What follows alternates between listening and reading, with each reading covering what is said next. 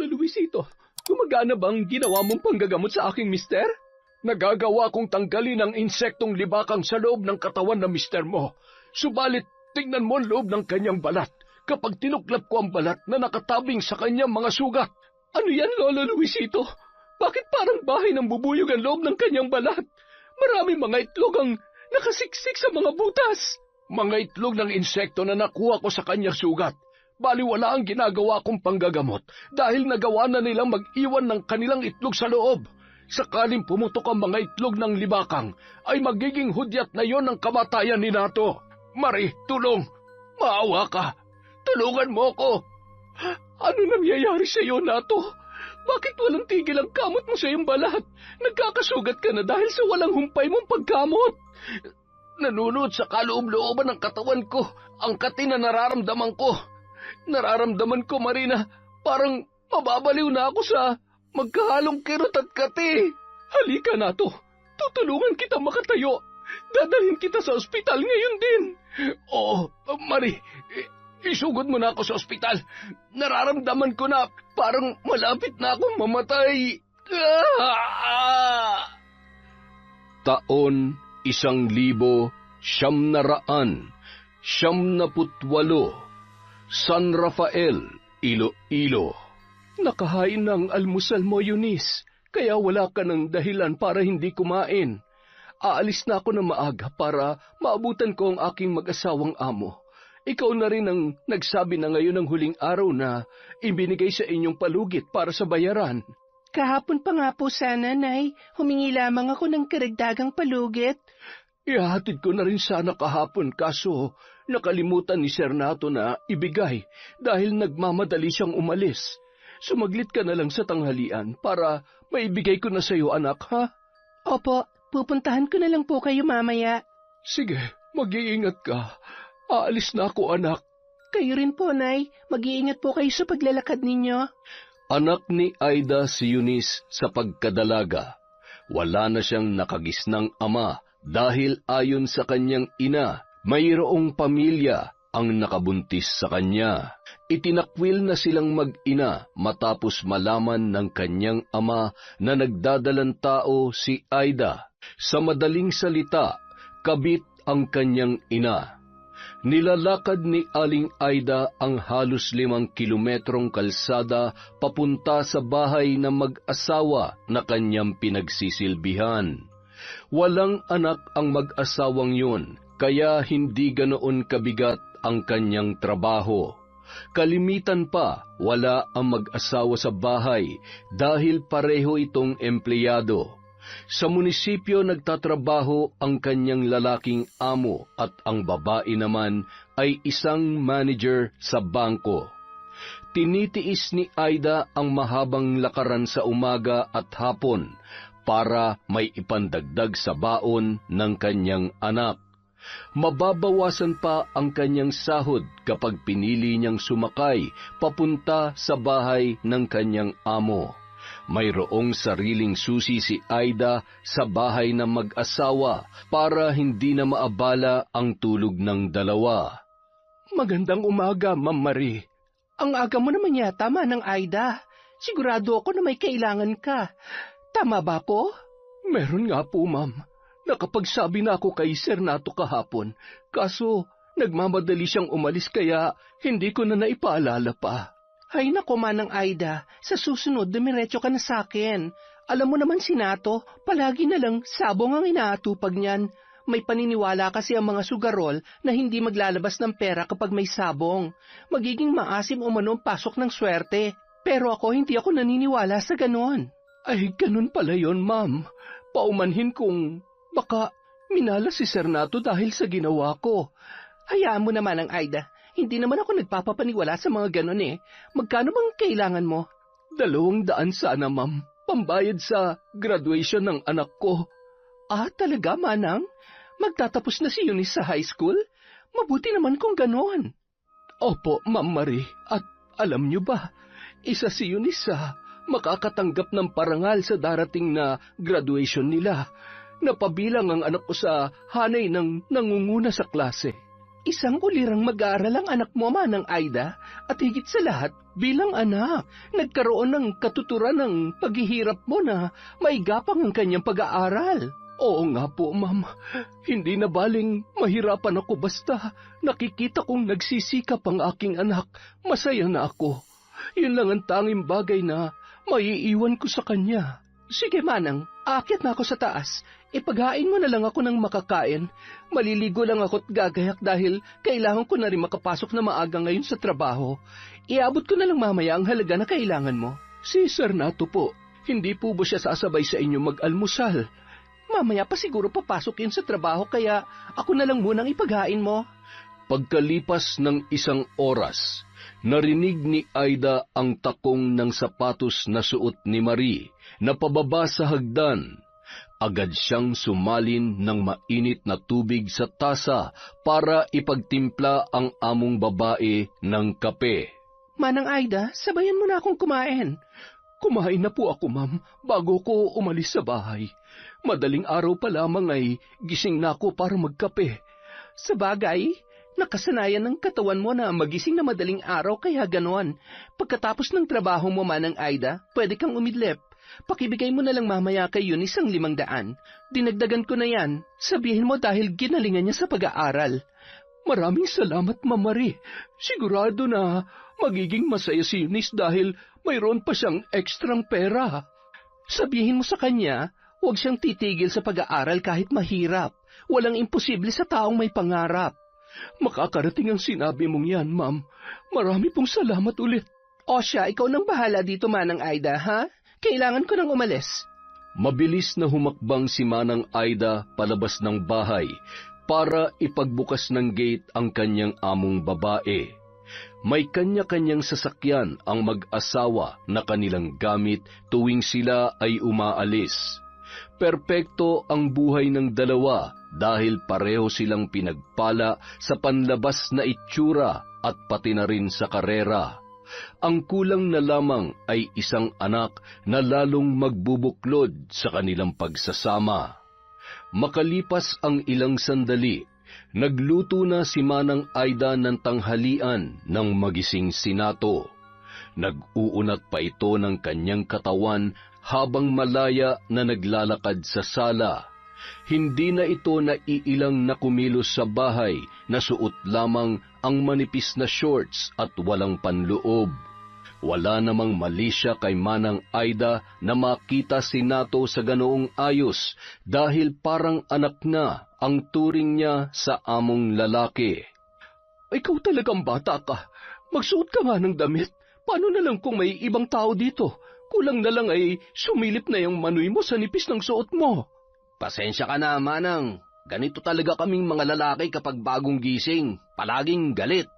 Wala namang problema sa akin dahil sanay na ako. Umupo ka na nga lang dun at ipagtitimpla na kita ng kape. Tapos na rin ako sa aking mga gawain. Binuklat-buklat muna ni Nato ang pahayagan habang naghihintay ng kanyang kape. Ganoon palagi ang kanyang ginagawa sa tuwing siya ay magigising. Meron ka bang pupuntahan ngayon? Oo, Manang. Sasaglit ako sa ospital dahil may kailangan akong pirmahan. Nakapili ka na ba ng damit na susuotin mo? Opo naman. Nandun na. Nakahanda na. Kakain ka na ba? Ipaghahain kita bago ko umakyat sa taas para plantsahin ang damit na susuotin mo. Sige, Manang. Basta magkakape na lang muna ako bago ako maligo. Hindi halata sa itsura ni Nato ang kanyang edad. Mukha lang siyang magte-30 dahil maalaga siya sa katawan. Walang bisyo at maselan sa kanyang pagkain. Mahilig din siyang magbabad sa gym kaya napapanatili ang matikas na pangangatawan. Napatigil si Nato sa pagbabasa ng dyaryo dahil sa katok na kanyang narinig sa pinto. Nagkataon na naroon si Manang Aida sa itaas, kaya napilitan siyang tumayo para usisain kung sino ang dumating. Napatakip si Eunice ng kanyang mga mata nang bumungad sa kanya ang halos hubad na katawan ni Nato na amo ng kanyang ina. Si Nato naman hindi natinag sa inakto ng dalagita, sa halip ay ngumisi pa ito ng nakakaloko. Sentrong dumako ang mata ni Eunice sa malaking bakat ni Nato na halos maaninag ang hugis dahil sa nipis ng saplot na nakatabing sa kanyang harapan. Ay, ngayon ka lang ba nakakita ng lalaki na walang pang itaas? Pasensya na po, Sir Nato. Hindi lang talaga ako sanay makakita ng lalaking nakahubad. Napilitan ang lalaki na itakip ang kanyang dalawang palad sa harapan habang nakikipag-usap sa anak ng kanyang kasambahay. Pasok ka. Nandun pa si Manang Aida sa taas. Hintay mo na lang siyang bumaba dito. Tsaka, tutal, nandito ka na rin lang. Sumabay ka na sa aming mananghalian. May kukunin lang po akong pera kay nanay, sir. Kailangan ko din bumalik agad dahil mayroon pa akong klase mamaya. Tamang-tama dahil papasok din ako sa munisipyo sa kabilang bayan. Sumabay ka na sa akin. Nagmadaling umakyat si Nato sa itaas para maligo. Kakaiba ang naramdaman niyang init nang kanyang makita ang dalaga. Sinadya niyang magmadaling umakyat dahil kakaiba ang naging epekto sa kanyang pakiramdam ng dalagang anak ni Manang Aida. Si Eunice ang naging laman ng pantasya ni Nato habang nagpaparaos ng kanyang init sa katawan. Palaging pagod si Marie sa tuwing umuuwi kaya halos 1 buwan na siyang hindi pinagbibigyan ng kanyang asawa. Pagkatapos maligo ay nagmadali ng gumayak si Nato. Sinadya niyang damihan ang gamit na pabango para lalong makuha ang atensyon ng dalagang anak ng kanilang kasambahay. Pagkababa ni Nato ay nakahain na ang pagkain. Nagtaka siya kung bakit hindi mahagilap ang mag-inang Aida at Eunice. Manang Aida, kumain na tayo! Ay, naku, iho. Nauna na kaming kumain ni Eunice sa kusina. Kunin nyo na lang yung plato nyo doon at sabayan nyo na ako dito sa pagkain. Mas masarap kasing kumain kapag meron kang kasabay. Halina kayo dito! Ay, sige. Lilipat kami ni Eunice dyan para may kasama kang kumain. Ayaw ni Natong tawagin siyang sir ni Manang Aida dahil aniya masyado raw yung formal. Hindi na iba ang turing niya sa kasambahay dahil simula nung magsama sila ni Marie ay kasama na nila ito. Si Marie naman ay mabait pero istrikto pagdating sa trabaho. Nagawa ni Manang Aida na pantayan ang panuntunan ng kanyang mga amo kaya nagkakasundo sila sa maraming bagay. Siya nga pala, Manang Aida, naalala ko may sinabi ka sa akin kahapon. Tama ba? Pasensya na, nakalimutan kitang bigyan bago ako umalis. Ayos na yon, iho. Binigyan na ako ni Ma'am Marie kanina. Ibibigay ko lang naman kay Eunice para pambayad niya sa nalalapit niyang pagtatapos. Ilang taon na ba si Eunice, Manang? Magtatapos na pala siya ng high school? 17 taong gulang na siya. Mapalad ako sa anak ko. Maliban sa mabait ay matalino pa. Isa ang anak ko sa makakatanggap ng karangalang nangunguna sa lahat ng magtatapos. Aba, hindi lang pala maganda tong si Eunice kundi matalino pa. Mapalad ang lalaki na makakatuluyan ng anak mo, Manang Aida. Igagapang ko pa ang kolehiyo ni Eunice, iho.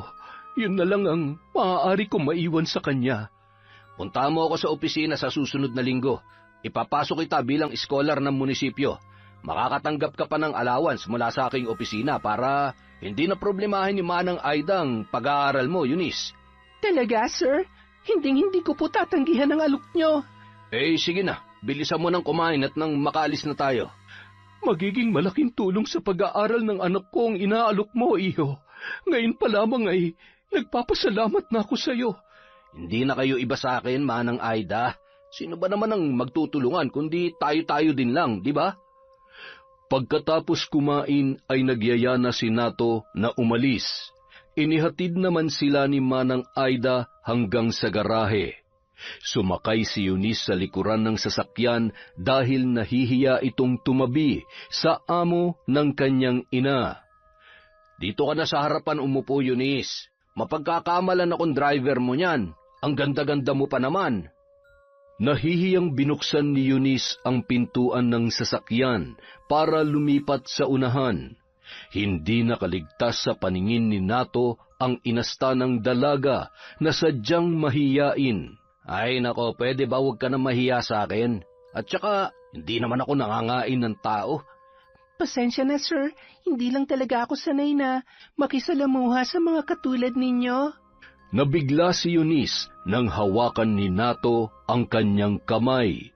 Pinisil-pisil pa ito ng lalaki, dahilan para hatakin ng dalaga. Pinapakalma lang kita. Halatang halata kasi na grabing tensyon ang nararamdaman mo. Huwag kang kabahan kapag akong kaharap mo, ha? Pasensya na kayo, sir. Hindi po kasi ako sanay na may lalaking humahawak sa kamay ko eh. Lumaki ako na walang nakagisna na ama kaya naging ganitong pakiramdam ko.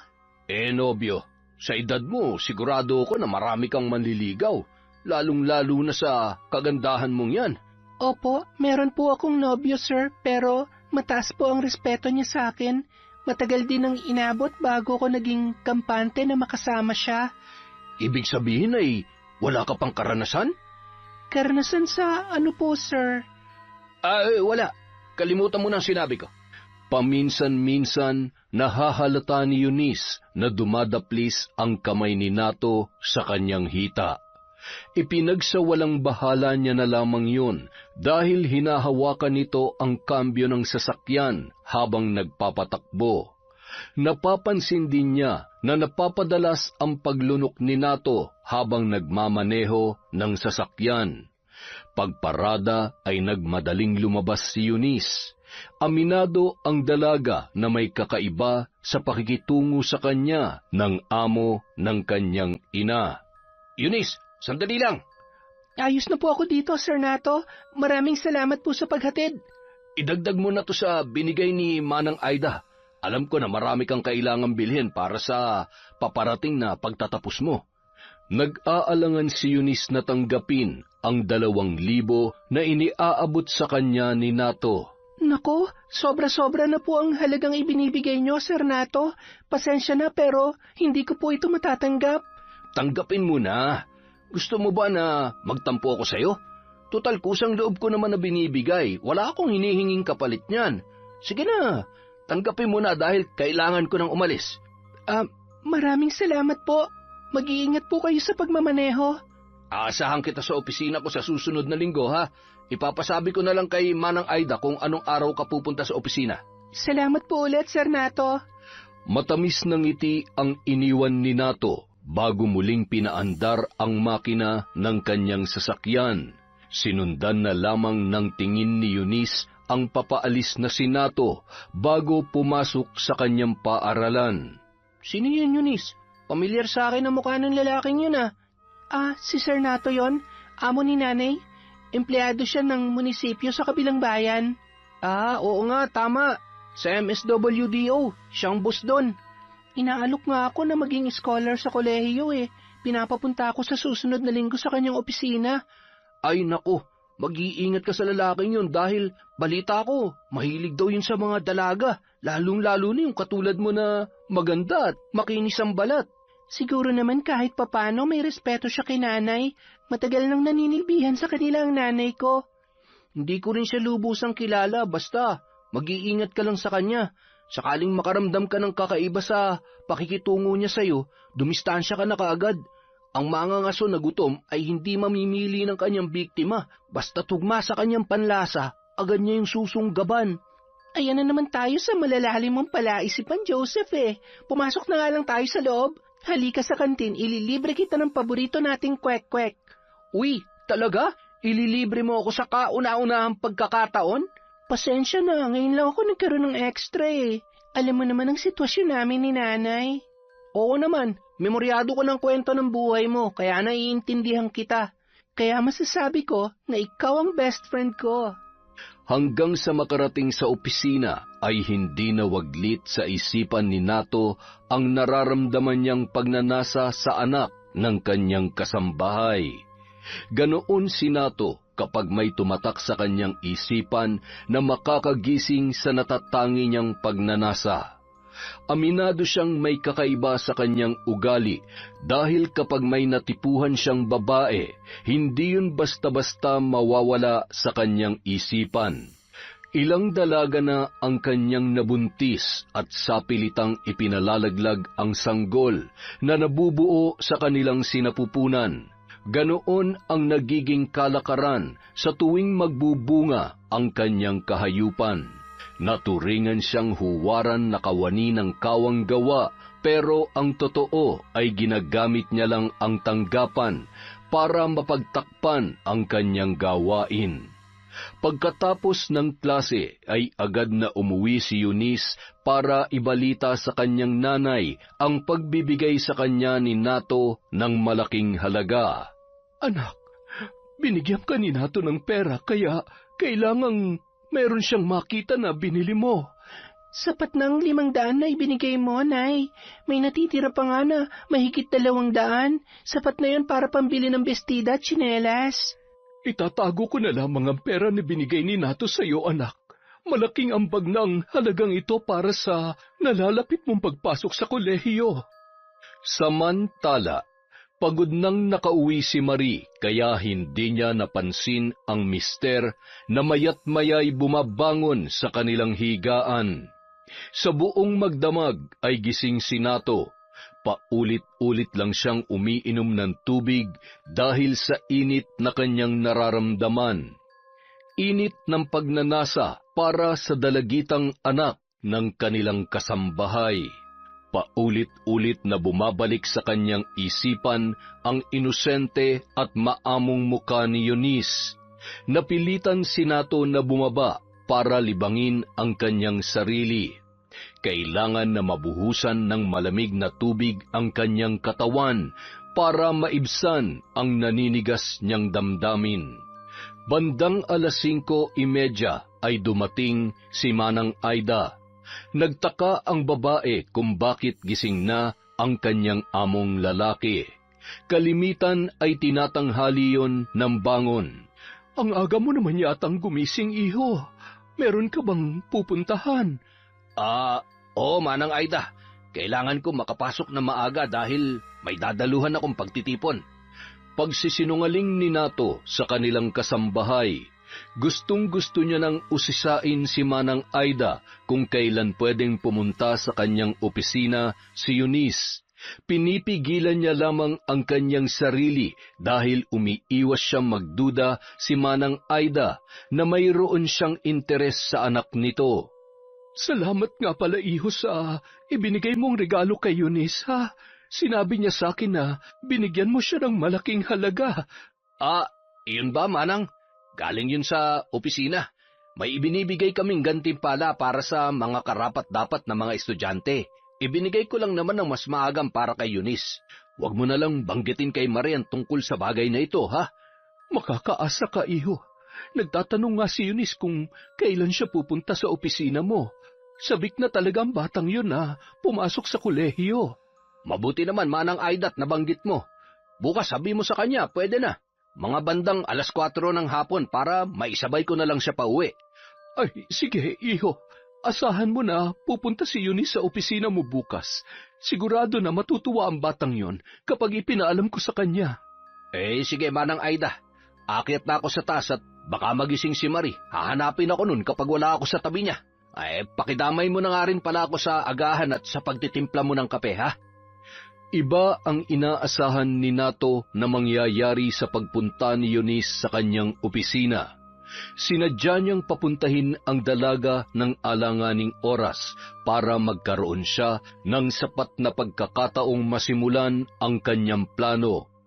Gagamitin ni Nato ang hangarin ng dalaga na makatapos sa pag-aaral para makuha niya ang kanyang gusto.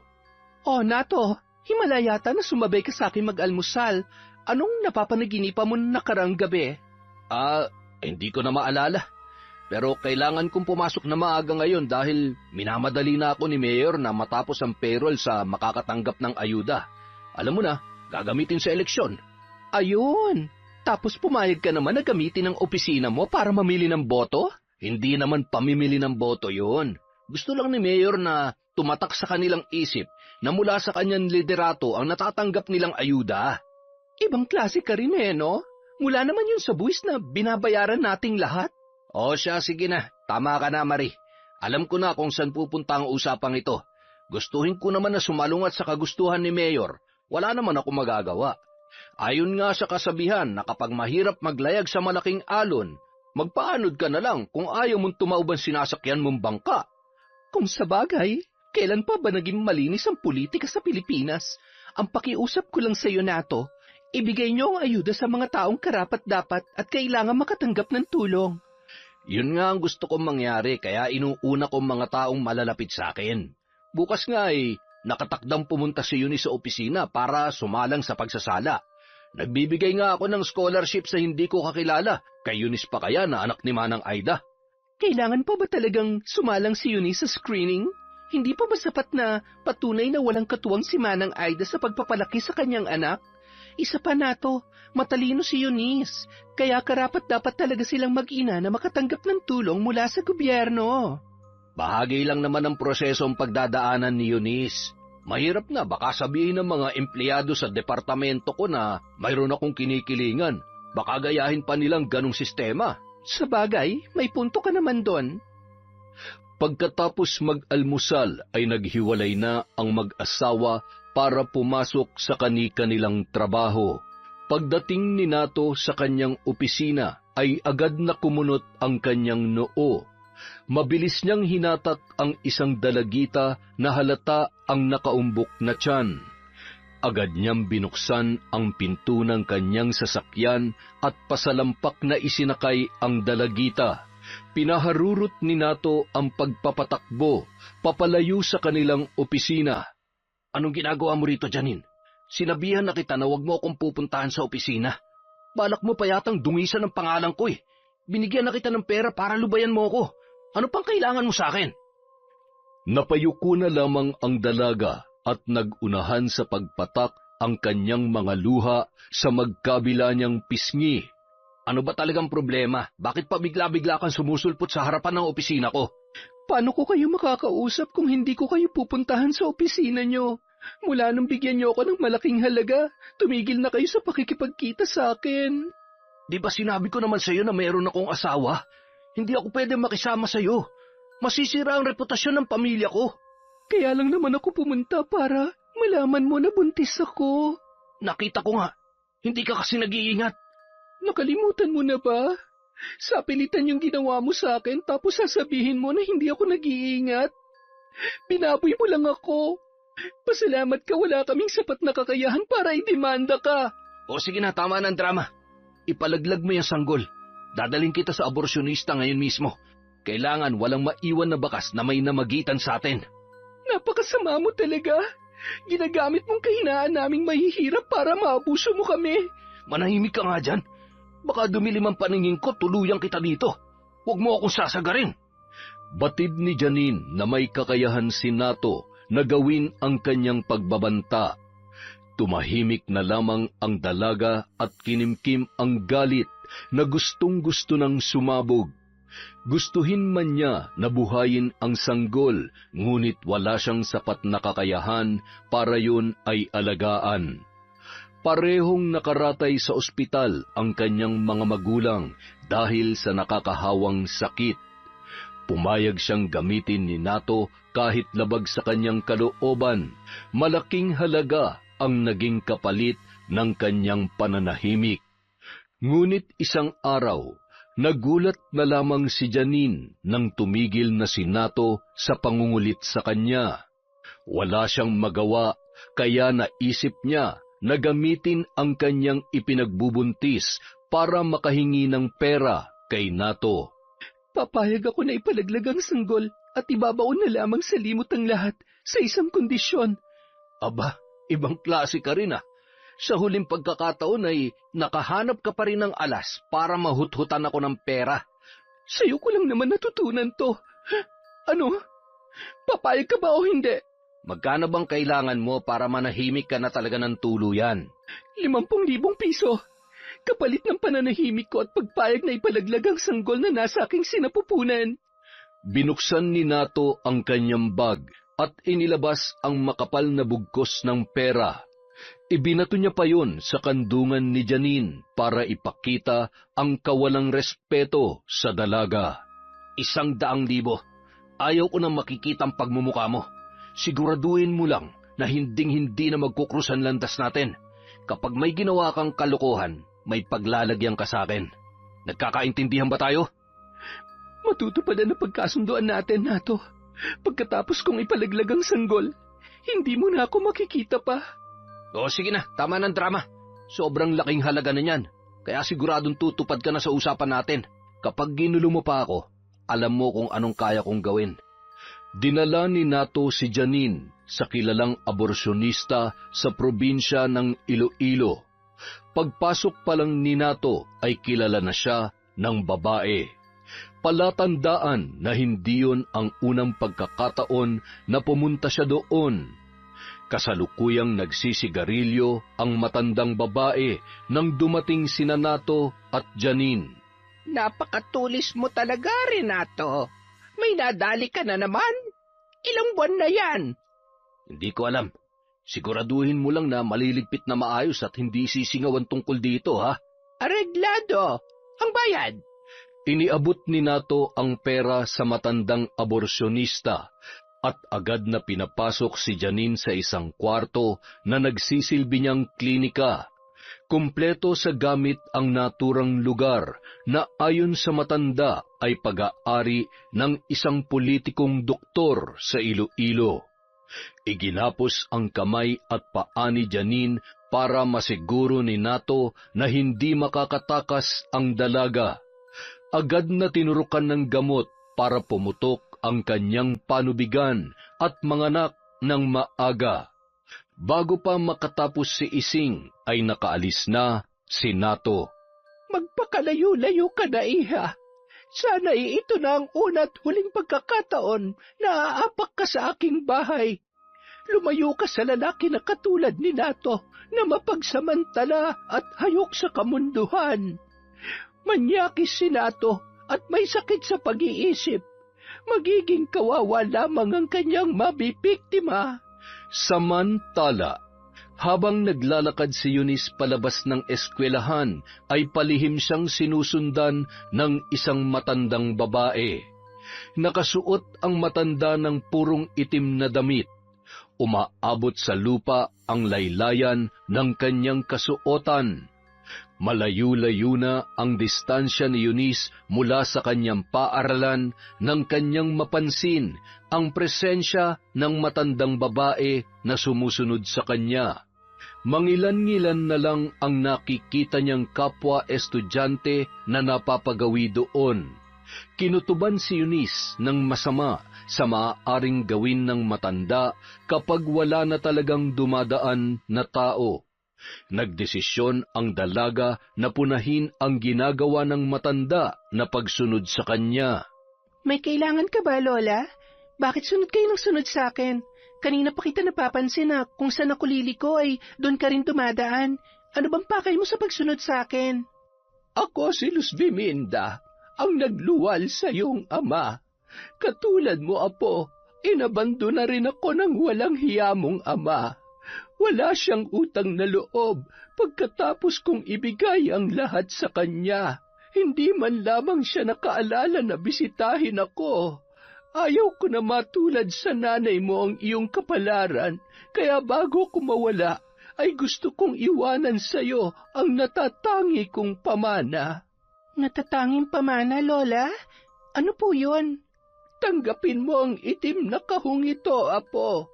Buksan mo lang ang kahon na iyan kapag dumating ang araw na nakaranas ka ng pang-aabuso. May sapat na kakayahan ang kahon para ikaw ay may pagtanggol. May nakalakip na liham sa kahon na yan na maaari mo lamang mabasa kapag dumating na ang pagkakataong yun. Pwede kang sumama sa amin, Lola, ni Nanay. Kami na mag-aalaga sa inyo. Magiging sagabal lamang ako sa buhay ninyo mag-ina. Gusto ko lang maibigay sa iyo ang pamana ko habang may sapat pa akong lakas. Sigurado na ito na ang huling pagkakataon na tayo ay magkikita. Mag-iingat ka, Apo. Malupit ang mundo, kaya sana'y magpakatatag ka. Magsasalita pa sana si Eunice, ngunit nang iangat niya ang kanyang muka ay wala na ang matandang babae sa kanyang harapan. Mabilis na isinilid ng dalaga sa dala niyang bag ang kahon na kulay itim, at dumiretso na siyang naglakad pauwi sa kanilang bahay. Alam niya na naroroon na ang kanyang ina. Malayo pa lamang si Eunice ay agad na nahagip ng kanyang paningin ang isang pamilyar na muka. Matyaga itong nakaupo sa harap ng kanilang bahay. May hawak itong palakol at pawis na pawis. Napalitan ng kasiyahan ang pagod na muka ng binata nang siya ay makita nito. Hindi mo na kailangan gawin yan, Mike. Marami pa naman kaming panggatong sa loob. Ikaw din na nagsibak ng mga yon na nakaraang linggo. Ayos lang, Eunice. Maigi ng ganito kaysa magsayang ako ng oras sa kabubuhat para makapag-ehersisyo. Sa ganitong paraan ay nagkaroon pa ng silbi ang pagpapapawis ko. Huwag ka mag-alala. Sisiw sa akin ng ganitong gawain. Ano na lang ang sasabihin ng nanay mo? Hindi ka nga daw nag-iigib ng tubig dahil ayaw niyang magkaroon ng kalyo yung kamay mo eh. Naniwala ka naman kay nanay. Kagaya ko lang yun na puro kalokohan ang lumalabas sa bibig. Kasintahan ni Eunice si Mike.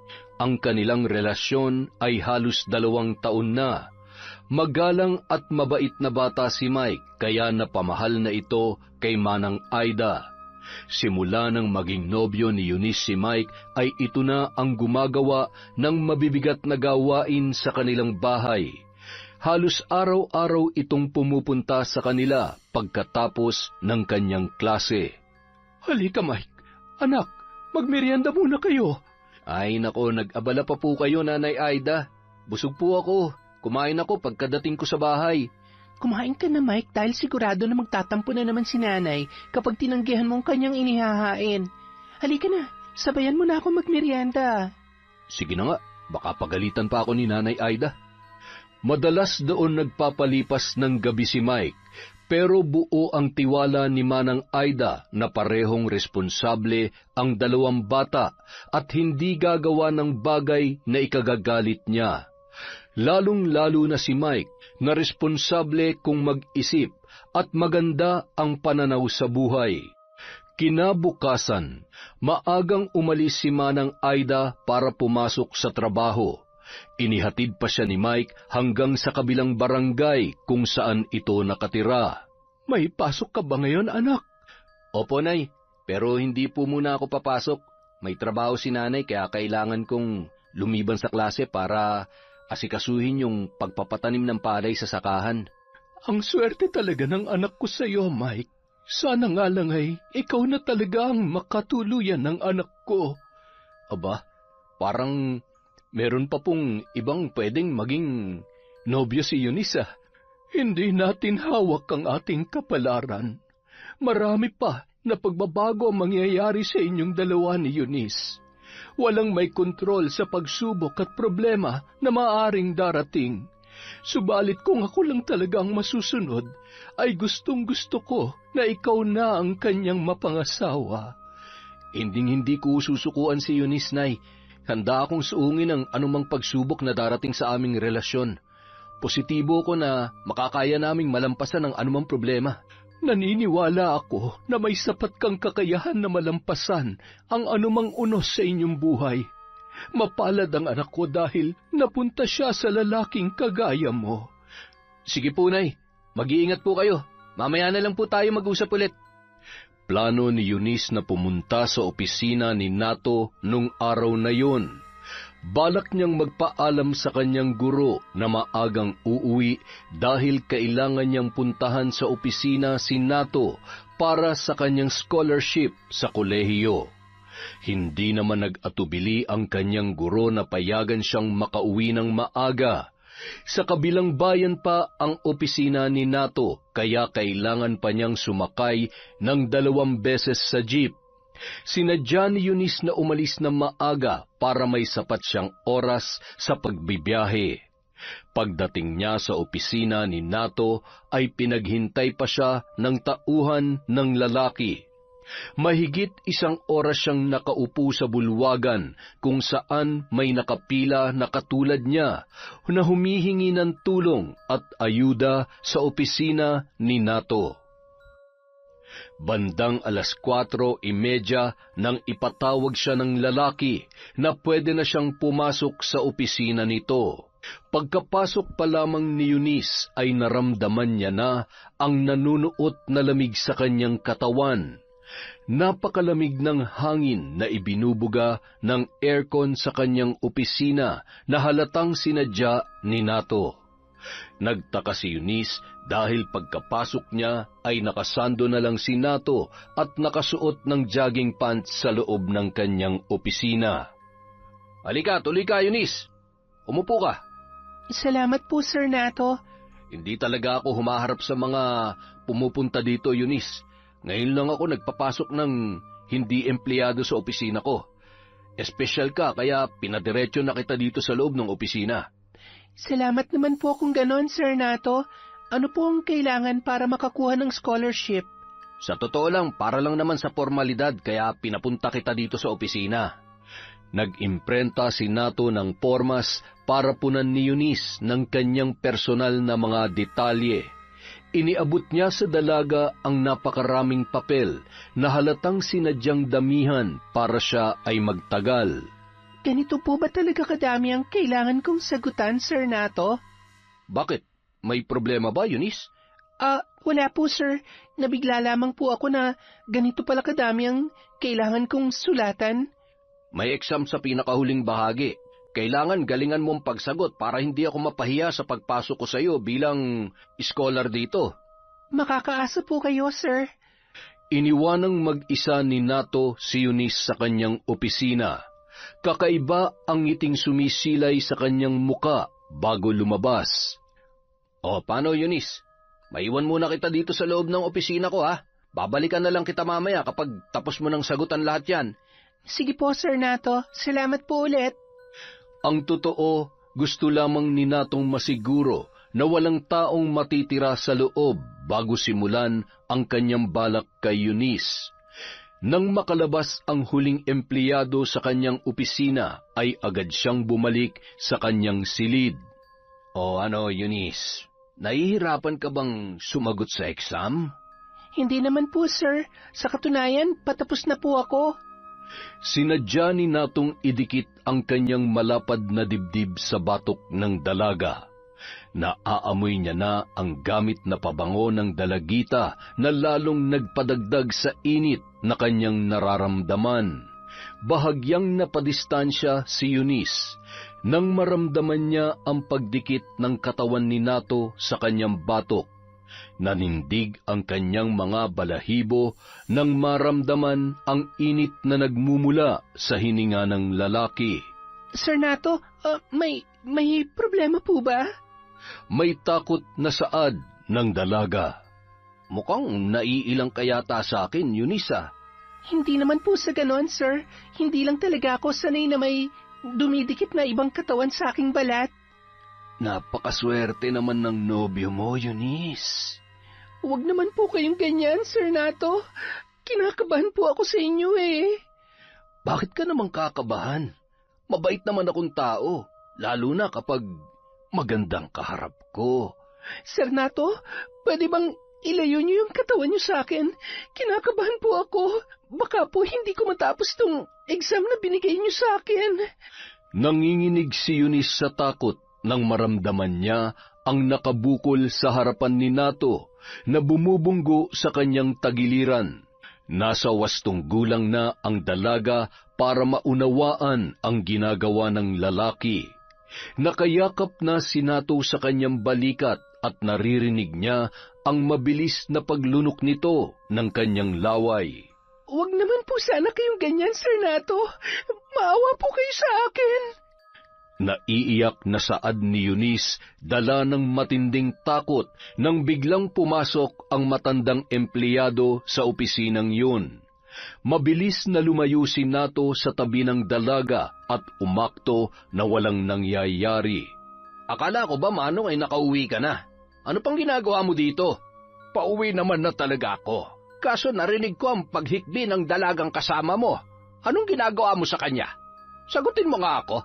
Wala akong ginagawa sa kanya, Mang Bartolo. Anak ng kasambahay ko si Eunice. Umiiyak lang siya dahil nagmamakaawa na tulungan ko siyang makapagpatuloy ng kanyang pag-aaral. Huwag mo nga akong pinaglololoko na to. Sabihin mo yan sa taong hindi nakakaalam ng ugali mo. Halika na, Ineng. Tumayo ka na dyan. Wala akong ginagawa masama sa kanya. Tanungin mo pa siya. Magsasayang lamang ako ng oras kapag ipinilit ko pang alamin ang katotohanan. Alam ko naman na hindi ka aamin. Kilalang kilala na kita, Nato. Sinamahan ni Bartolo na makalabas si Eunice at pinasakay ng tricycle para makauwi sa kanilang bahay. Ineng, sabihin mo sa magulang mo ang nangyari. Kailangan na malaman niya ang kahayupang ginagawa ni Nato. Maraming salamat po, Sir Bartolo.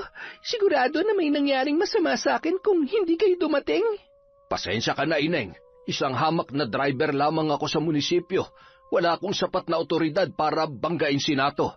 May pamilya din ako na umaasa sa akin. Ito lang ang pinagkukunan namin ng kabuhayan. Pangako, Sir Bartolo, hinding-hindi kayo madadamay.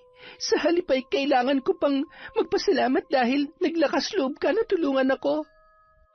Nagmadali namang sumakay si Nato sa kanyang kotse at pinaharurot ang takbo noon. Dumiretso siyang umuwi sa kanilang bahay para maabutan si Manang Aida. Nakahinga ng maluwag si Nato nang makita niya sa loob ng kanyang bahay ang matanda na abala sa pagluluto ng hapunan. Ang aga mo yatang nakauwi, iho. Masama ba ang pakiramdam mo? Hindi naman po, Manang Aida. Maaga lang natapos ang trabaho ko kaya naisipan kong umuwi na maaga. Gusto kong magliwaliw saglit dahil halos buong araw akong abala sa dami ng kailangan tapusin sa opisina. Ay, ganun ba? O ano, gusto mo ba ng merienda o mainom? Hindi na, Manang Aida. Gusto kong mamasyal. Ihatid na kita sa inyo para makalanghap ako ng sariwang hangin. Total, mamaya pa naman uuwi si Marie. Sigurado ka ba, iho? Malayo ang aking bahay. Sa kaloob-looban ako ng probinsya nakatira. Yun na nga ang gusto ko, Manang Aida. Ang makalanghap ang baga ko ng sariwang hangin. O ano, tapos ka na ba dyan? Alis na tayo. Huhugasan ko lang ang ginamit ko sa pagluluto at pwede na tayo agad umalis. Nanibago si Manang Aida dahil sa tagal niyang naninilbihan sa mag-asawa ay yun ang kauna-unahang pagkakataon na pinaglaanan siya ni Nato ng oras na ihatid pauwi sa kanyang bahay. Hindi naman nagduda si Manang Aida sa lalaki dahil buo ang tiwala niya doon. Eunice, hindi ako papayag na sirain mong pangalan ko na matagal kong inalagaan. Hindi ako magdadalawang isip na patayin kayo mag-ina sakaling magkamali ka magsumbong sa nanay mo. Saad ni Nato sa kanyang sarili habang inihahanda sa kanyang bag ang baril na kargado ng bala. Samantala, nananatiling tuliro si Eunice habang lulan ng tricycle papauwi. Nakalimutan niya nang itanong sa kanyang ina ang tungkol kay Luz Viminda na umano'y kanyang lola sa kanyang tatay. Pati ang tungkol sa kahon na kulay itim ay nalimutan niya na ring usisain kung ano ang laman. Itinago niya muna yun sa tukador dahil sa presensya ni Mike nang siya ay dumating. Buo sa loob ni Eunice na ipagtapat sa kanyang ina ang tungkol sa ginawa ni Nato sa kanyang pagpunta sa opisina ng lalaki. Subalit ganun na lang ang kanyang takot nang makita ang nakaparadang sasakyan na pag-aari ni Nato. Pagpasok niya sa loob ay bumungad sa kanyang paningin si Nato na nakaupo sa kanilang sala. Anong ginagawa mo dito? Binibisita ka. Wag na wag ka magkakamaling sabihin sa nanay mo ang tungkol sa nangyari sa opisina. Sinisiguro kong pareho kayong mabubura sa mundo kapag ginawa mo yun. Napatras si Eunice sa kanyang kinatatayuan nang makita ang baril na nakasukbit sa bewang ni Nato. Nilapitan pa siya nito para ibulong sa kanya ang pagbabanta. Uubusin ko ang bala ng baril na to kapag nagkamali ka, Eunice. Walang halaga ang buhay niyo mag-ina kumpara sa pangalan na matagal ko nang inaalagaan. Tandaan mo yan. Inilapat pa ni Nato ang baril sa mukha ni Eunice para lalo itong masindak sa ginagawa niyang pananakot. Si Eunice naman, hindi napigilan ang kanyang kaba at nagsimula ng umiyak. Patakbong umakyat ang dalaga sa loob ng kanyang silid para maitago ang kanyang pag-iyak sa kanyang nanay. Iyo, nakita mo ba si Eunice na dumaan? Narinig ko na parang may tumakbo papunta sa itaas. Oo, Manang Aida. Mukhang masama ang pakiramdam kaya nagmadaling umakyat sa itaas. Pagpasensyahan mo na si Eunice, ha? Mahihain talaga ang batang yon. Hindi sanay makihalubilo sa maraming tao. Wala akong problema, Manang Aida. Hayaan mo na siyang magpahinga dahil siguradong maraming ginawa yun sa school, lalo na't patapos na ang huling taon niya sa high school. Ay, teka nga pala. Gusto mo ba maghapunan? Ipaghahain kita. Pagpasensyahan mo na lamang kung ano ang meron kami. Ay, Manang Aida naman, wag na po. Pauwi na rin si Marie. Sigurado na magtatampo yun kapag hindi ko sinabayan sa hapunan. Ayos na bang pakiramdam mo? Kung hindi na kita mapipigilan ay mag-iingat ka na lang sa pagmamaneho pag-uwi. Hindi na kita maihahatid sa labas dahil kailangan ko pang akyatin si Eunice sa itaas. Pakisabi na lang, Manang Aida, kay Eunice na seryoso ko sa sinabi ko sa kanya, ha? Hindi ako nagbibiro, kanyo. Alam nyo naman kung anong katayuan ko sa buhay. Ano bang sinabi mo sa kanya? Hindi yata kita maintindihan. Ay, ang ibig kong sabihin, Manang Aida, na hindi ako nagbibiro na tutulungan si Eunice hanggang makatapos siya ng pag-aaral. Maganda ang posisyon ka sa gobyerno, kaya hanggang makatapos siya at maabot ang mga pangarap niya, tutulungan ko siya. Tama ka naman dyan. Ngayon pa lamang ay nagpapasalamat na ako sa kabaitan mo sa aming mag-ina. Sinadya ni Nato na lakasan ang kanyang boses para marinig ni Eunice ang kanyang mga sinabi. Iba ang dating sa dalaga ng mga salitang binitawan ni Nato. Para sa kanya, isa yung uri ng pagbabanta. Pagbabanta na lubos na kinatakutan ng dalaga para sa buhay nilang mag-ina. Anak, masama raw ang pakiramdam mo? Masakit lang ang puson ko, Nay. Malapit na kasi akong datna ng buwanan kong dalaw. Ibibili na lamang kita ng soft drinks para mas mapabilis ang paglabas niyan. Huwag, Nanay. Pahinga lang ang kailangan ng nararamdaman ko. Hindi lang ako sanay na magbiyahe ng matagal. Anak, may problema ka ba? Alam ko na meron kang problema. Kilalang-kilala na kita. Nag-away ba kayo ni Mike? Biglang kinutuban ng masama si Eunice dahil aminado siya na hindi siya pwedeng magsinungaling sa kanyang ina. Maari siyang makatanggi sa iba na magsabi ng totoo pero hindi sa kanyang ina na kasama niya mula pagkabata. Napilitan siyang mag-imbento ng palusot para malihis ang atensyon ng kanyang ina.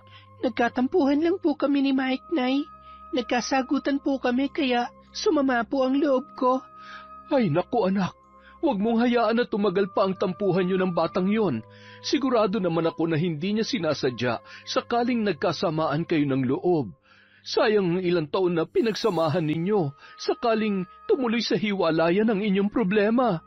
Huwag po kayo mag-alala, maliit na tampuhan lang po yon. Kailangan lang namin ng maikling panahon para makapag-isip. Ay, sige anak, maiwan na kita. Sumunod ka agad sa ibaba para makapaghapunan na tayo, ha? Panibagong hamon na naman ang susuungin natin bukas, kaya kailangan na may sapat tayong pahinga. Sige po, Nay. Susunod po ako sa baba. Magpapalit lang po ako ng damit.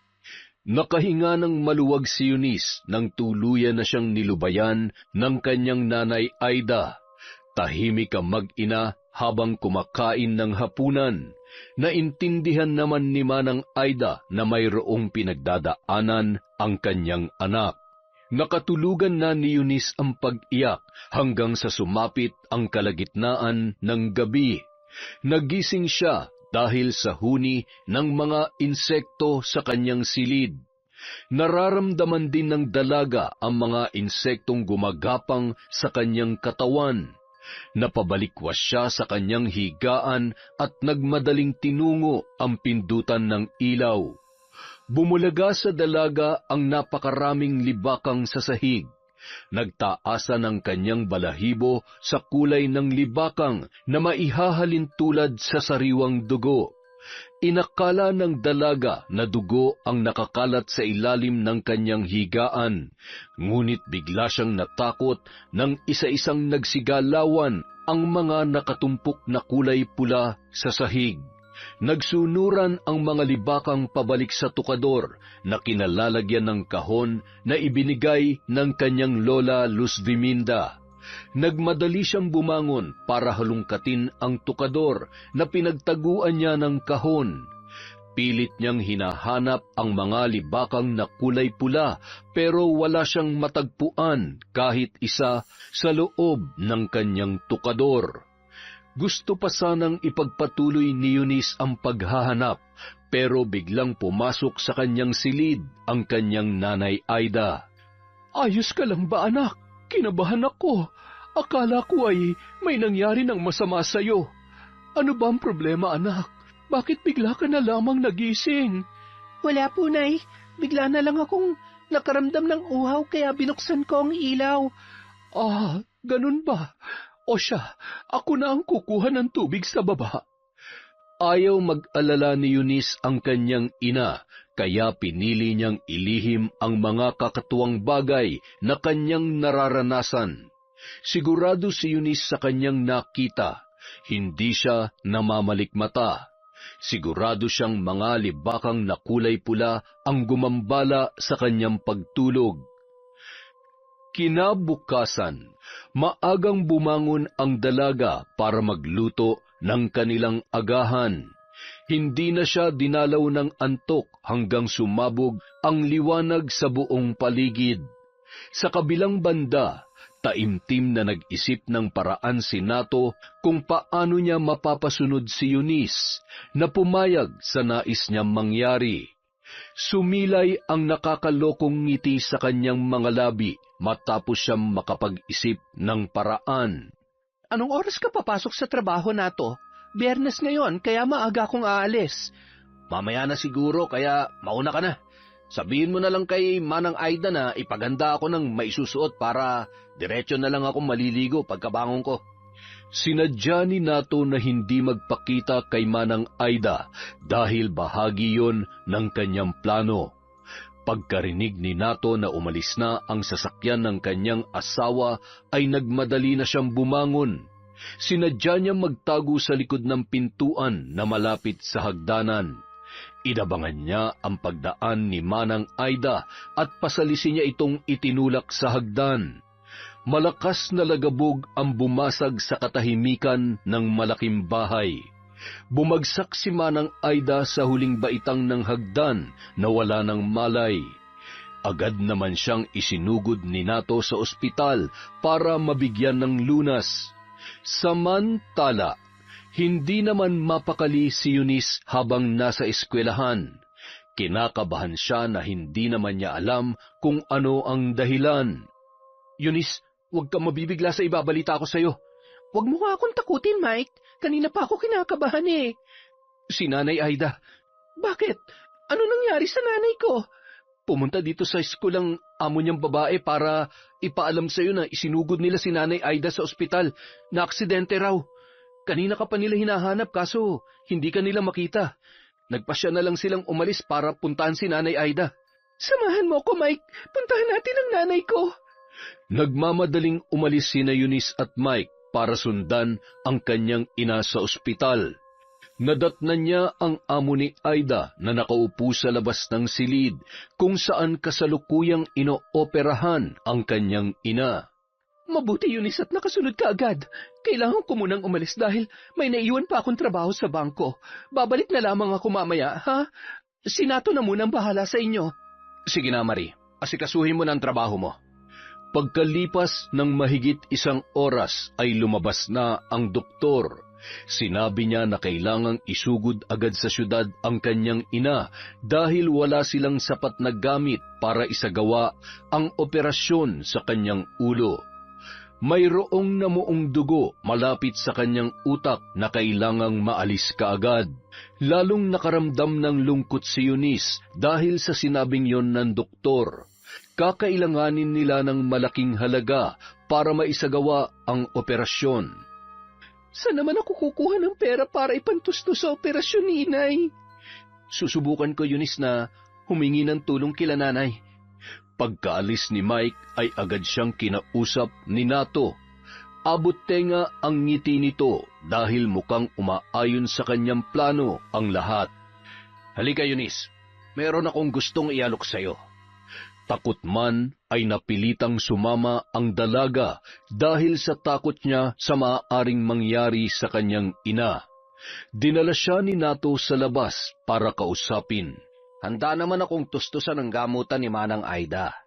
Kaya lang, sa panahon ngayon ay wala nang libre, kaya kailangan na mayroon kang ibibigay kapalit sa pera na gagastusin ko para sa operasyon ng nanay mo.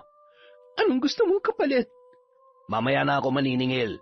Sa ngayon ay kailangan muna natin madala si Manang Aida sa syudad para maagapan ang kanyang kalagayan. Ang kailangan ko lang marinig mula sa iyo ay pumapayag ka sa kondisyon ko. Batid ni Eunice na seryoso ang lagay ng kanyang ina. Naghahabol sila ng oras at wala ng panahon para ipagpaliban o maantala ang paglipat nila ng ospital. Pumapayag ako sa kondisyon mo. Wala na akong ibang magagawa pa. Dinala ng ambulansya si Manang Aida sa syudad para agad na maoperahan. Pagkatapos ng operasyon ay agad na ipinasok si Aida sa ICU dahil kasalukuyan pa rin siyang nasa kritikal na kondisyon. Naoperahan na nanay mo, Eunice. Laking gastos nun. Paano ba yan? Ito na ang oras ng paniningil. Handa ka na ba magbayad? Tuliro at wala sa sarili na sumunod na lamang si Eunice sa kagustuhan ng amo ng kanyang ina. Dinala ni Nato ang dalaga sa isang motel at paulit-ulit na ginalaw. Halos magdamag siyang nagpakasasa sa murang katawan ng dalaga. Kinabukasan, inapoy ng lagnat si Eunice dahil sa ginawa sa kanya ni Nato. Pinainom siya ng lalaki ng gamot hanggang sa bumaba ang kanyang lagnat. Basta sumunod ka lang sa gusto kong mangyari kung gusto mo magtuloy-tuloy ang gamutan ng nanay mo. Nandidiri ako sa aking sarili. Kinasusuklaman kita. Lulunukin ko lahat ng kahayupan mo dahil kailangan ko mailigtas si inay. Tumahimik ka nga dyan. Huwag kang gagawa ng bagay na makakasira sa akin. Hindi lang kayo mag-ina makakaya kong burahin sa landas ko kung hindi pati ang bagito mong nobyo. Demonyo ka! Ang katulad mo hindi dapat ginagalang at binibigyan ng respeto. Sabihin mo na kung anong gusto mong sabihin. Pero kapag ako napuno sa'yo, may kalalagyan kayong lahat sa akin. Itatak mo yan sa makitin mong utak. Nagpaulit-ulit ang kahayupang ginagawa ni Nato kay Eunice. Labag man sa kanyang kalooban ay kailangan niyang lunukin ang lahat ng ginagawa sa kanya alang-alang sa kanyang ina. Sa loob ng ilang linggo, halos 5 beses siyang pinagsamantalahan at paulit-ulit na ginamit ni Nato hanggang sa dumating ang trahedya na lubos na kinatatakutan ng dalaga. Inatake sa puso si Manang Aida at agad na binawian ng buhay sa ospital. Ngayong wala nang iyong ina, Eunice, ako na magpapaaral sa iyo. Magbibigay ako ng lingguhang allowance para makapagpatuloy ka sa pag-aaral mo. Hindi alam ni Eunice kung matutuwa ba siya o magagalit sa sinabing yun ni Marie. Mister ng babae ang dahilan kung bakit nandidiri siya sa kanyang sarili. Isang araw, sinadya siya ni Nato sa kanyang paaralan para palaan. Huwag ka lang magkakamaling magsumbong sa asawa ko kung gusto mo pang makitang buhay ang bagito mo nobyo. Kaya kong idamay pati ang buong pamilya niya. Diyan ka naman magaling eh. Ang abusuhin ng katulad namin na mahihina. Umalis ka na! Pagkalipas ng ilang buwan, nakaramdam ng kakaibang pagbabago si Eunice sa kanyang katawan. 5 buwan na siyang hindi dinadatnan ng buwanang dalaw. Sigurado na mayroon ng laman ang kanyang tiyan dahil paminsan-minsan ay may nararamdaman siyang gumagalaw. Naglakas loob si Eunice na ipagtapat sa kanyang matalik na kaibigan ang lahat na nangyari sa kanya. Hindi lang ikaw ang naging biktima niya, kundi marami pa. Isang pinsan kong si Janine na nakaranas ng pang-aabuso sa kanya. Katulad mo, Eunice, kahirapan din na nagtulak sa kanya para patusin ang inaalok ng mangnato na yun. Dinala ni Joseph si Eunice sa kanyang pinsan para personal silang magkausap. Isinalaysay ni Janine kay Eunice ang kanyang masaklap na karanasan sa kamay ni Nato. Pagkauwi ay naalala ni Eunice ang sinabi ng kanyang lola Luz Viminda. Nagmadali siyang halungkatin sa tukador ang itim na kahong ibinigay sa kanya ng matanda. Nagulantang si Eunice sa laman ng kahon na yun. Isang garapon na mayroong mga insektong libakang na kulay pula. Isang libreta na mayroong nakalimbag na mga dasal. Mga kwintas na mayroong nakaguhit na mata, isang bugkos ng sinulid na kulay pula at luyang itim. Natatandaan ni Eunice ang sinabi ng kanyang lola na mayroong nakalakip na liham sa kahon na kanyang ibinigay. Nang basahin niya ang sulat ay naging malinaw na ang lahat. Isang batikang mambabarang ang kanyang lola Luz Viminda at ipinapamana sa kanya ang kakayahan noon. Nabanggit ng matanda sa liham na nakasulat sa libreta ang ritual kung paano niya mapapagana ang kanyang kakayahan. Binasa ni Eunice ang libreta at kanyang nalaman na kailangan niya ng isang sanggol na galing mismo sa kanyang sinapupunan para mapagana ang ritual. Ang ritual na magbubukas sa kanyang kakayahan sa pambabarang. Naalala ni Eunice ang kwento ni Janine na pinsan ng kanyang matalik na kaibigan na si Joseph. Kinabukasan, nakipagkita si Eunice kay Nato para sa isang mahalagang pakay. Eunice, hindi ko inaasahan na muli ka magpapakita sa akin. O ano, nasabik ka ba sa ginagawa natin? Sabihin mo lang dahil handa naman akong pagbigyan ka. Ang taas naman ang tingin mo sa sarili mo. Hinding-hindi ako magkakainteres sa isang demonyong katulad mo. Narito ako para ipaalam sa'yo na nagbungang kahayupang ginawa mo sa akin. Kailangang ikaw ang gumawa ng paraan para mawala ang bakas mo. Aba, palaban ka na ngayon ah. Sino mag-aakala na ang isang mahinhin at mahiyaing babae ay magiging matapang at palaban? Ikaw ang nagturo sa akin, Nato, kung paano maging matatag laban sa katulad mo. Magkano bang kailangan mo para tumahimik ka? Hindi ko na kailangan ng pera mo. Gusto ko lang mawala ang lahat ng bagay na magpapaalala sa akin sa kahayupan mo, lalong-lalo na ang sanggol sa sinapupunan ko na nagmula sa dugot laman mo. Mabuti naman at malinaw sa iyong lahat. Dinala ni Nato si Eunice sa aborsyonista para ipalaglag ang sanggol na nasa kanyang sinapupunan.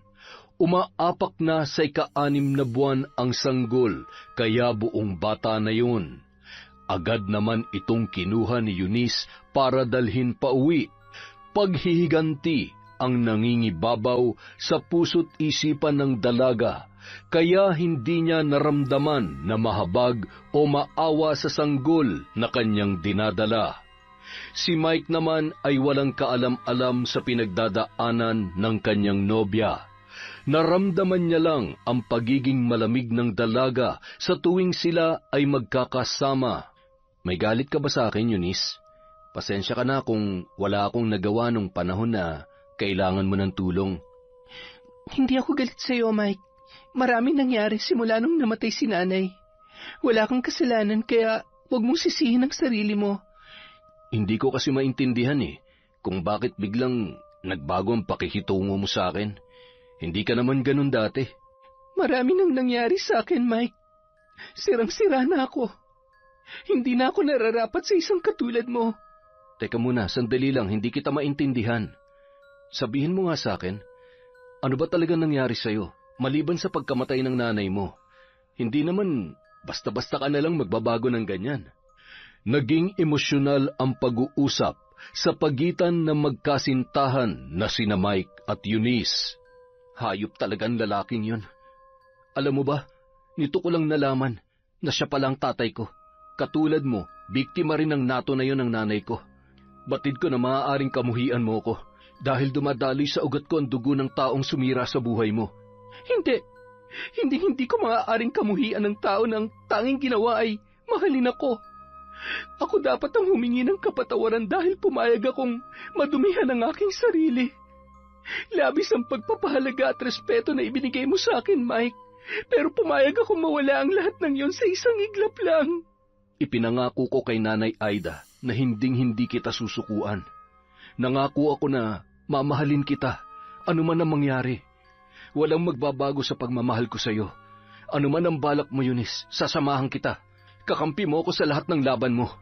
Hinintay ni Eunice ang araw ng Martes na nakasulat sa libreta kung kailan maaaring isagawa ang ritual. Nagsindi ang dalaga ng itim na kandila at binuksan ang garapon na mayroong laman na insektong libakang. Isinambit niya ang dasal na nakasulat sa libreta. Habang inuusal ni Eunice ang orasyon ay itinataas niya ang sanggol na galing mismo sa kanyang sinapupunan. Pagkatapos mabigkas ni Eunice ang dasal ay dinukot niya ang puso ng sanggol na wala ng buhay. Nagsigapangan ang mga insektong libakang sa buong katawan ni Eunice, papunta sa kanyang dalawang kamay na punong-puno ng dugo.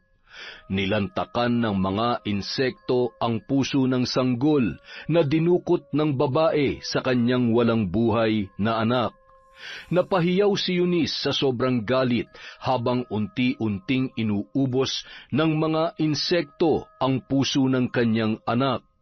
Hindi pa nakontento ang mga insekto sa puso ng sanggol, kaya isinunod nila ang katawan noon. Mabilis na naubos ng mga libakang ang malambot na katawan ng bata. Samantala, nananahimik lamang si Mike sa isang sulok habang nasasaksihan ang ginagawa ng kanyang nobya. Ano nang susunod mong plano? Ngayong nagawa mo ng ritual na nakasulat sa libreta ng lola mo. Sisimulan ko na ang paghihiganti kay Nato, na punot dulo ng paghihirap ko. Gawin mo ang tanging bagay na magpapalaya sa puso mo na punong-puno ng galit. Noong mismong araw na yun, isinagawa ni Eunice ang pambabarang kay Nato. Buong-buo sa loob niya nakitilin ang buhay ng lalaking sumira sa kanyang kinabukasan. Marie, tulong! Maawa ka! Tulungan mo ako! Ano nangyayari sa iyo, Nato?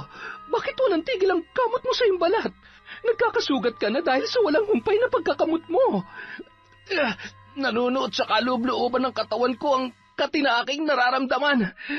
Marie, parang mababaliw na ako sa magkahalong kirot at kati. Halika na to. Tutulungan kita makatayo. Dadalhin kita sa ospital ngayon din. Buti pa nga, isugod mo na ako sa ospital. Nararamdaman ko na parang mamamatay na ako sa tindi ng kating ito. Nato, anong uri ng insektong nakasiksik sa higaan mo? Ngayon lang ako nakakita ng ganitong uri ng insekto sa buong buhay ko. Tingnan mo rin ang likod ko. Kanina pa ako may nararamdamang gumagalaw dyan. Ay, Diyos ko, Nato, tinadtad ng butas ang likod mo ng mga insektong yon. Sumuot pa sila sa loob. Nakikita ko pa ang kanilang buntot na umuusli sa ginawa nilang sugat. Maawa ka, Marie. Dalhin mo na ako sa ospital. Hindi pa ako handang mamatay. Oo, Nato, dadalhin kita sa ospital. Hihingi lang ako ng tulong sa mga kapitbahay natin. Isinugod ni Marie sa ospital ang kanyang asawa. Pinagtulungan ng kanilang kapitbahay na sumaklolo sa mag-asawa para maibaba si Nato at madala sa ospital. May nakapagsabi kay Marie na maaaring nabiktima si Nato ng nakamamatay na barang. Pinayuhan si Marie ng kanyang kapitbahay na kung sakaling hindi tumalab ang ginagawang panggagamot ng doktor, huwag siyang magdadalawang isip na lumapit sa albularyo. Nagkatotoo ang sapantaha ng kapitbahay ni Marie. Blanco ang mga doktor sa sakit na maaaring dumapo kay Nato. Makailang ulit na silang nagpalipat-lipat sa mga ospital, ngunit lalo lang lumalala ang kalagayan ng kanyang asawa. Hanggang sa magdesisyon si Marie na lumapit sa isang albularyo. Pinayuhan siya ng albularyo na agarang ilabas sa ospital si Nato at dalhin pa uwi. Sinunod naman yon ng babae at iniuwi niya na nga ang kanyang mister. Doon na nagpunta ang albularyo na kinuha ni Marie para sumubok na maisalba ang kanyang buhay. Kumpirmado, Marie. Biktima ang mister mo ng nakamamatay na uri ng barang. Marami naman akong narinig ng mga taong nakaligtas sa barang, Lolo Luisito. Handa ako magbayad ng kahit magkano, basta iligtas mo lang ang aking mister. Oo, Marie. Marami ang nakakaligtas sa barang. Subalit ibahin mo ang tumama sa mister mo. Ito ang uri ng barang na gumagamit ng insektong pamaham. Ang pamaham ay maaaring gagamba o libakang. Libakang ang insekto na ginamit ng mambabarang. Plano ng mambabarang na tudasin na ang mister mo. Ganoong kalaki ang galit niya sa iyong asawa. Mabait ang mister ko. Sa katunayan ay marami na siyang natulungan, Lolo Luisito. Siya lamang ang tanging nakakaalam. Siguradong mayroon na siyang suspecha kung sino may kagagawan niyan sa kanya. Samantala, patuloy ang ginagawang pagpapakain ni Eunice ng luyang itim sa kanyang alagang libakang. Iyon ang paraan ng mambabarang para mapasunod ang mga insekto sa kanyang mga inuutos. Patuloy lang ang babae sa kanyang pagsasagawa ng ritual para lalong mapatibay ang ginagawa niyang pambabarang kay Nato. Kumuha si Eunice ng isang libakang at kinabitan yon ng tali na kulay pula. Bakit mo kinakabitan ng tali ang insekto, Eunice? Ang tali ang magiging palatandaan kung nagtagumpay akong matuluyan si Nato o nabigo ako. Patuloy naman si Lolo Luisito sa pagsasagawa ng ritual para makontra ang ginagawa ni Eunice kay Nato. Lolo Luisito, gumagana bang ginagawa mong panggagamot sa aking mister? Nagagawa kong tanggalin ang insektong libakang sa loob ng katawan niya. Subalit, tingnan mo ang loob ng kanyang balat. Kapag tinuklap ko ang balat na nakatabing sa kanyang mga sugat. Ano yan, Lolo Luisito? Bakit parang bahay ng bubuyog ang loob ng kanyang balat? Maraming mga itlog ang nakasiksik. Itlog yan ang insektong nakuha ko sa kanyang sugat. Baliwala ang ginagawa kong panggagamot dahil nagawa na nilang mag-iwan ng kanilang itlog sa loob. Sakaling pumutok ang mga itlog ng libakang, magiging hudyat na yon ng kamatayan ni Nato. Hindi ko lubos maisip na mangyayari ang ganito sa mister ko. Sino kaya ang taong nagtanim ng abot langit na galit kay Nato para magtulak sa kanya na gawin ang ganitong katinding parusa? Pinilit ni Marie si Nato na umamin sa maaaring dahilan, kaya humantong siya sa ganoong kalagayan. Ganun na lamang ang pagkabigla ni Marie nang sa wakas ay ipinagtapat ni Nato sa kanya ang lahat. Sinabihan niya si Nato na yon ang tanging paraan para siya ay matulungan. Pati ang ginawa niyang pagtulak kay Aida sa hagdan para lamang mapilitan si Eunice na ibigay ang kanyang sarili dahil sa kanyang panggigipit. Ginawa ni Lolo Luisito ang lahat ng kanyang nalalaman para lamang mailigtas si Nato, pero sa huli ay nabigo pa rin yon. Pumutok ang mga itlog ng libakang na diniposito sa katawan ng lalaki. Nagsilabasan ang mga libakang at tinadtad ng butas ang katawan ni Nato. Nagsiritan ang masaganang dugo sa kanyang buong katawan hanggang sa tuluyan ng sumuko si Nato dahil sa labis na paghihirap. Naging kulay itim ang sinulid na ikinabit mo sa paa ng insekto, Eunice. Anong ibig sabihin nun? Patay na si Nato. Patay na ang taong sumira sa buhay ko at sa lahat ng babaeng inabuso niya. Sana kasabay ng pagkamatay niya ay ang pagpapalaya mo sa galit na naipon sa iyong puso. Oo, Mike. Pipilitin kong makabangon para sa'yo. Para sa atin. Nagpasya ang dalaga na pumunta sa burol ni Nato bilang respeto kay Marie. na walang hinangad kundi ang makabubuti para sa lahat. Hindi man diretsahan na sinabi ni Marie kay Eunice na siya ang pumatay sa asawa nito, subalit sapat na ang makahulugang salita na binitawan ng babae para mapagtanto ni Eunice ang kanyang tinutukoy. Gusto ko lamang ipaalam sa iyo na inamin ni Nato sa akin na siya ang tumulak kay Manang Aida sa hagdanan. Naiintindihan ko ang iyong pinanggagalingan. Sana matuto ka magpatawad at manumbalik sa kabutihan. Sa burol ng kanyang asawa, nabunyag kay Marie ang iba pang babaeng naging biktima ni Nato. Nabunyag din ang katotohanan na si Mike ay anak din ni Nato sa isang babae na kanyang ginahasa nung hindi pa sila nagsasamang dalawa. Kinausap ni Marie si Mike at sinabi sa binata na ibibigay sa kanya ang kalahati ng ari-arian na naiwan ni Nato. Muling nagkaayos at lalong tumibay ang samahan ni Marie at Eunice. Nagtapos muna sa pag-aaral sina Eunice at Mike bago sila nagpakasal at bumuo ng sariling pamilya kasama si Marie na palaging nakaalalay sa kanila. Yon! Napakaganda na naman po ng ating kwento. Sana po hindi kayo nagsasawa sa kwentong enteng. At dahil dyan, meron tayong shoutout. Simulan po natin kay Lagawang Shout TV. Hi kay Cat Burglar Cutie. Hello po kay Ella Heda.